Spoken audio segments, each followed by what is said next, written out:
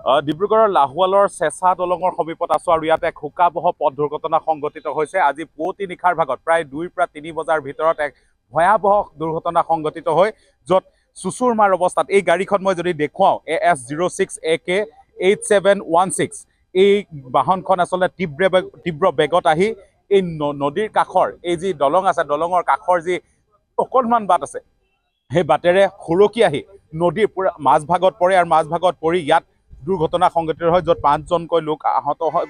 এজন লোক আচলতে যুৱক আচলতে নিহত হৈছে আৰু য'ত 4জনকৈ লোক সংকটজনক অৱস্থাত চিকিৎসাধীন হ'ব লগা হৈছে। এই ঘটনা আচলতে শোকাবহ পৰিৱেশৰ সৃষ্টি কৰিছে, কাৰণ বৰযাত্ৰীৰ বাহন আছিলে, কইনাক থবলৈ গৈ উভতি অহা পথত এই ঘটনা সংঘটিত হৈছে, যাক লৈ এতিয়া চেপা উত্তেজনাই বিৰাজ কৰিছে লাহোৱাল অঞ্চলৰ এই যি চেঁচা দলং আছে, চেঁচা দলঙৰ সমীপত। মই এষাৰ কথা কম, ইয়াত সঘনাই অভিযোগ উঠে যে ইয়াৰ এই পথছোৱা আচলতে বৰ্তমান পথছোৱা নিৰ্মীয়মান অৱস্থাত আছে আৰু দলংখন যথেষ্ট ঠেক, আৰু যিসকল কণ্ট্ৰেক্টৰে আচলতে ইয়াত কাম কৰিছে তেওঁলোকৰ বিৰুদ্ধে এতিয়া ক্ষোভ উজাৰিছে স্থানীয় লোকে এই দুৰ্ঘটনা সংঘটিত হোৱাৰ পাছতেই। কাৰণ নিৰ্মীয়মান অৱস্থাত থকা যি পথছোৱা আছে তাত কোনো সাংকেতিক চিহ্ন নাই আৰু নিৰ্মাণ কাৰ্যটো গাফিলতি আছে বুলি যথেষ্ট লোকে ক'ব খুজিছে এতিয়া, যাৰ বাবে এই দুৰ্ঘটনা সংঘটিত হোৱাৰ সম্ভাৱনা আছে বুলি ৰাইজে ক'ব খুজিছে। আমাৰ লগত স্থানীয় লোক আছে, তেওঁলোকৰ সৈতে কথা পাতিম। কি ক'ব গোটেই দুৰ্ঘটনা, শোকাবহ দুৰ্ঘটনা কেনেধৰণে সংঘটিত হ'ল বুলি খবৰ পাইছে আৰু কি কি গম পাইছে? এইটো আমাৰ এটাৰ লাহোৱাল আৰু জয়পুৰ ৰোড যি পথছোৱাত আজি ঘটনাটো আজি প্ৰায় 3 বজাত হৈছে পুৱতি নিশা। টেঙাখাট তামুলীখাটৰ আমাৰ যুৱক 5জন আছিল। তেখেতলোকৰ ভগ্নী লাহোৱাল বকুল মাজগাঁৱলৈ বিয়া দিছে। তেখেতলোকে বৰযাত্ৰী খাবলৈ আহিছিলে। বৰযাত্ৰী খাই পাৰ্টি খাই ঘূৰি আহোঁতে পুৱতি ভাগত 3 বজাত এই এক্সিডেণ্টটো হৈছে। একদম প্ৰায় 30-40 ফুট তললৈ দলঙৰ তলৰ পৰা পানীৰ তলত পৰিছে গাড়ীখন, নিচান গাড়ীখন। গাড়ীখনত 5জন যুৱক আছিলে। 5জন যুৱকৰ ভিতৰত তাৰে 4জন কোনোমতে গাড়ীখন ভাঙি মেলি গিলাচ চিলাচ বামলৈ আহিলে তেখেতলোকে নিজেই। আমি স্থানীয় ৰাইজ আহি উপস্থিত হ'লোঁ, পুলিচ প্ৰশাসন উপস্থিত। তেখেতলোকক অসম ডিব্ৰুগড় মহাবিদ্যালয়ত তেখেতলোকক প্ৰেৰণা কৰা হ'ল। তেখেতলোকে কিন্তু খুব আঘাতপ্ৰাপ্ত হৈছে, ভৰি হাত চব বিষাইছে, চব ভাগিছে। আৰু তাৰপিছত আমি এখনতো গাড়ীখন পানীৰ তলত ডুব খাই আছে। পানীৰ তলত ডুব খোৱাৰ পিছত আমি স্থানীয় ৰাইজ, NDF বাহিনী, তাৰপিছত পুলিচ প্ৰশাসন সকলোৱে ৰছী লগাই টানিলত বামলৈ অনাত দেখিছোঁ যে গাড়ীখনত এজন যুৱক আমাৰ সোমাই আছে। যুৱকজন আমি বামলৈ আনিছোঁ। তেখেতৰ নাম টেঙাখাট তামুলীখাটৰ নিচান গগৈ ওৰফে বুবু গগৈ, আৰু তেখেতৰ মৃত্যু অৱস্থাত আমি পাইছোঁ। খুব দুখ লাগিছে। আৰু মই এটাই কথা ক'ব বিচাৰোঁ, ইয়াত অকল এইটো ঘটনাই নহয়। যেতিয়াৰ পৰা ঠিকাদাৰ ৰাস্তাটো বনাব ল'লে লাহোৱাল জয়পুৰলৈকে প্ৰায় 6-7টা ইয়াত ঘটনা এনেকুৱা ঘটিছে। কিছুমানৰ ভৰি ভাগিছে, হাত ভাগিছে, গাড়ীৰ ভিতৰত এক্সিডেণ্ট হৈছে, মটৰচাইকেলত পৰিছে। কিন্তু মই এইটো ঠিকাদাৰ গাফিলতি বুলি ক'ব বিচাৰোঁ। আমাৰ PWD যি বৰমূৰীয়াসকল আছে তেখেতৰ গাফিলতি বুলি ক'ব, কাৰণ ইয়াত একো চিহ্ন নাই। চিহ্ন দিব লাগে, তেখেতলোকে প্ৰটেকশ্যন দিব লাগে, তেখেতলোকে বেৰিকেড দিব লাগে। আজি এই দলংখন দেখিছে, দলংখনৰ 2খন গাড়ীয়ে ভালকৈ পাৰ নহয়, কিন্তু পাৰ নোহোৱা অৱস্থাটো যে তেখেতলোকে একো প্ৰটেকশ্যন লোৱা নাই। অকল ৰাস্তাটো এবছৰ ওপৰ হৈ গ'ল।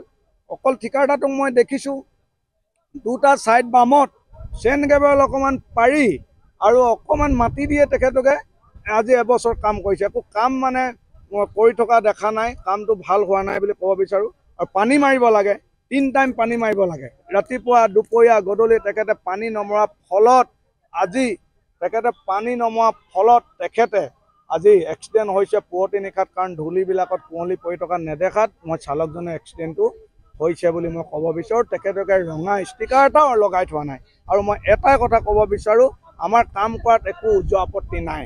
তেখেতে কাম কৰক, প্ৰটেকশ্যন দিয়ক। কাৰণ লাহোৱাল কলেজলৈ হাজাৰ ছাত্ৰ ছাত্ৰী যায়। আমাৰ এই গ্ৰাম্য অঞ্চলৰ পৰা প্ৰায় 1000 অধিক ডিব্ৰুগড় টাউনত কাম কৰিবলৈ ছাইডত ডেইলি কাম কৰা, দিন হাজিৰা কৰাৰ লোকসকল, দুখীয়া ঘৰৰ লোকসকল চাইকেল দি যায়। কিমান চাকৰিৰ কাৰণে আৰু স্কুল কলেজৰ কাৰণে ইয়াত ছাত্ৰ ছাত্ৰীসকল গৈ আছে, কিন্তু একো তেখেতে কিন্তু প্ৰটেকশ্যন দিয়া নাই। মই এটাই কথা তেখেতক ধিক্কাৰ দিব বিচাৰিছোঁ, যাতে তেখেতে যি মতে কামটো কৰিব লাগে সেইমতে কৰক। আমাৰ পাব্লিকক কিয় হাৰাশাস্তি কৰিছে? পাব্লিকৰ কাৰণে তেখেতে যিটো বেৰিকেড, পানী এইবিলাক মাৰক, আমাৰ চিহ্নবিলাক দিয়ক, যাতে আমাৰ এনেকুৱা দুৰ্ঘটনা কোনোদিন নহয়। যদি তেখেতে এনেকুৱা ব্যৱস্থা নলয় মই PWD বিষয়ববীয়াসকল বমূৰীয়াসকলকো কওঁ যে আমি মটক যোৱা ছাত্ৰ সন্মিলনতো আমি বেলেগ ব্যৱস্থা বিহিত ব্যৱস্থা ল'ম কিন্তু তেতিয়া আমাক চৰকাৰে দুখ নিদিয়ে হয় এই পথছোৱা আমি দেখিছোঁ যিহেতু পথছোৱাৰ কাষেৰে দলঙৰ কাষেৰে এটা বাটৰ দৰে ওলাই পৰিছে আৰু য'ত তললৈ খেলনীয়া আচলতে সেইবাবেই আচলতে এই দুৰ্ঘটনা সংঘটিত দেখা গৈছে বহুতে কৈছে সেই কথা আৰু দলংখন ঠেক পথটো কিছু বহল আজি তেখেতে কাম কৰিছে আপুনি ছাইড বামটো মাৰি তেনেকৈ থৈ দিছে তাততো কমচে কম বাঁহ দুডাল লগাই বেৰিকেড এটা দি থ'ব লাগে আৰু তেখেতে পানীটোও মৰা নাই ইয়াত কিমান আজি খোজকাঢ়িও মানুহ গৈ থাকে খুব আজি গধূলি সময়ত খোজকঢ়া আজিকালি গধূলি সময়ততো পৰিস্থিতিটো জানেই মানুহ ভাল মানুহ থাকে বেয়া কিছুমান এনেকুৱা মানুহ মই পৰি যোৱা চান্স দেখি মানে হ'ব বুলি মই ভাবোঁ তেখেতক মই এটাই কওঁ যে আপুনি কাম কৰক কিন্তু আপুনি প্ৰটেকশ্যনটো দিয়ক ৰাইজক ক্ষতি কৰি কাম নকৰিব হয় নিশ্চয় ক'ব লাগিব এইদৰে আচলতে অভিযোগ উঠিছে আৰু আমি দুৰ্ঘটনা যিহেতু শোকাবহ এটা দুৰ্ঘটনা পুনৰ এবাৰ ক'ব লাগিব যে 4জনকৈ যুৱক আছে 5জনকৈ যুৱক আচলতে ইয়াৰ গাড়ীখনৰ ভিতৰত আছিলে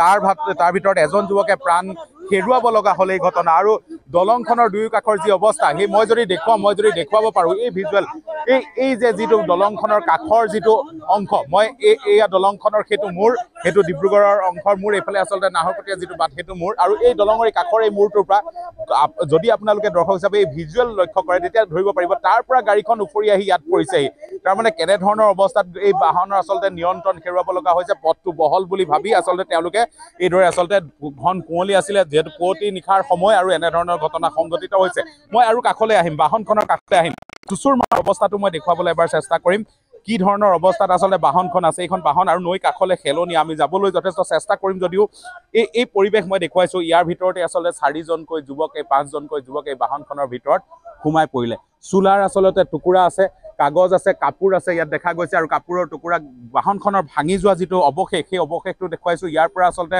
5জনকৈ যুৱক ইয়াৰ পৰা ওলাই লৈ যোৱা হৈছে বাহনখনৰ পৰা আৰু এইদৰে আচলতে নৈৰ মাজত বৰ্তমানেও বাহনখন আবদ্ধ হৈ আছে ইয়াৰ পৰা এজন যুৱকক মৃত অৱস্থাত উদ্ধাৰ কৰিছে বাকী 4গৰাকীকৈ যুৱকক আচলতে জীৱনতে উদ্ধাৰ কৰিছে যদিও বৰ্তমান সংকটজনক অৱস্থাত তেওঁলোকে চিকিৎসাধীন হৈ আছে আমাৰ লগত আৰু স্থানীয় লোক আছে আৰু তেওঁলোকৰ সৈতে কথা পাতিবলৈ চেষ্টা কৰিম আমি তেওঁলোকৰ সৈতে কথা পাতিব পাৰিম যে এনেকুৱা দুৰ্ঘটনা প্ৰধান অঞ্চলসমূহত কিন্তু তেখেতসকলে নিৰাপত্তাৰ কাৰণে জনসাধাৰণৰ নিৰাপত্তাৰ কাৰণে ব্যৱস্থা গ্ৰহণ কৰিব লাগিব হয় এজন যুৱক আছে স্থানীয় আমি কথা পাতিম এই যি দুৰ্ঘটনা সংঘটিত হ'ল আৰু দুৰ্ঘটনাটো আমি যদি চাওঁ যথেষ্ট ভয়াৱহ আৰু এজন যুৱকে ইতিমধ্যে প্ৰাণ হেৰুৱাব লগা হৈছে গোটেই ঘটনাটো কেনেধৰণে চাই পথছোৱাও যথেষ্ট শোচনীয় বুলি ৰাইজে ক'ব কৈছে যি ঘটনা সংঘটিত হ'ল দুৰ্ঘটনা মৰ্মান্তিক দুৰ্ঘটনা অনাগত দিনত যাতে এনেকুৱা ঘটনা সংঘটিত নহয় তাৰ কাৰণে আমি ভগৱানৰ ওচৰত হৈছে বুলি ভাবে গতিকে আমি দেখিবলৈ পাইছোঁ যে ঠিকাদাৰে পথ নিৰ্মাণ কৰাৰ সময়ত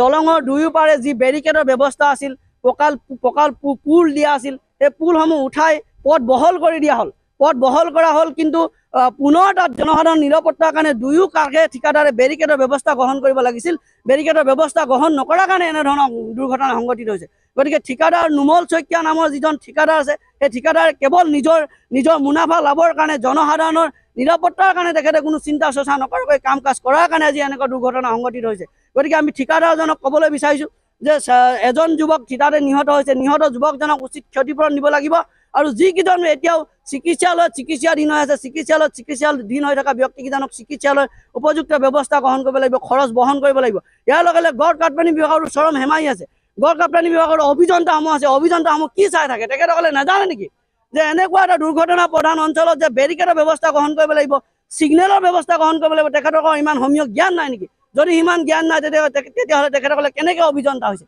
গতিকে অভিযন্তাসকলৰ ওপৰতো আমাৰ প্ৰশ্ন আছে গতিকে আমি ক'ব বিচাৰিছোঁ অতি শীঘ্ৰে চিকিৎসাধীন হৈ থকা ব্যক্তিসকলক চিকিৎসালয়ৰ ব্যৱস্থা গ্ৰহণ কৰিব লাগে চিকিৎসালয়ৰ খৰচ বহন কৰিব লাগিব আৰু যিগৰাকী ব্যক্তি মৃত্যু হৈছে তেখেতৰ পৰিয়ালক উচিত ক্ষতিপূৰণ দিবৰ কাৰণে আমি দাবী জনাইছোঁ এইটো আচলতে খুবত ফাটি পৰিছে স্থানীয় লোক আৰু ক'ব লাগিব যে ইয়াত যি নিৰ্মীয়মান অৱস্থাত যি পথ আছে পথৰ নিয়োজিত যিসমূহ আচলতে কণ্ট্ৰেক্টৰ আছে বা যি বিভাগ আছে বিভাগক লৈ যথেষ্ট ক্ষোভ আছে ৰাইজৰ কোনো সাংকেতিক চিহ্ন নাই বুলি তেওঁলোকে ক'ব খুজিছে যাৰ বাবে নিয়ন্ত্ৰণ হেৰুৱাই বাহনখনে এইদৰে আচলতে দুৰ্ঘটনাত পতিত হ'ব লগা হ'ল চালকসকল আৰু তাৰ লগতে আচলতে 4জনকৈ লোক ঘূণীয়া হ'ল চিৰদিনৰ কাৰণে আৰু এজন যুৱকে ইয়াত প্ৰাণ হেৰুৱাই দিব লগা হ'ল আৰু আচলতে বিবাহৰ বৰযাত্ৰী হিচাপে যোৱা যুৱকৰ এই ঘটনা সংঘটিছে যথেষ্ট মৰ্মান্তিক ঘটনা কান্দোনৰ ৰোল চৌপাশে বিভিন্নজনে আচলতে চেপা উত্তেজনা ইয়াত বিৰাজ কৰিছে বিভিন্নজনে এই গোটেই ঘটনা উদ্ধাৰ কাৰ্য লক্ষ্য কৰি আছে তাৰ মাজতে কিন্তু সংকটজনক অৱস্থাত আৰু 4জন লোকে আচলতে বৰ্তমান চিকিৎসালয়ৰ বিচনাত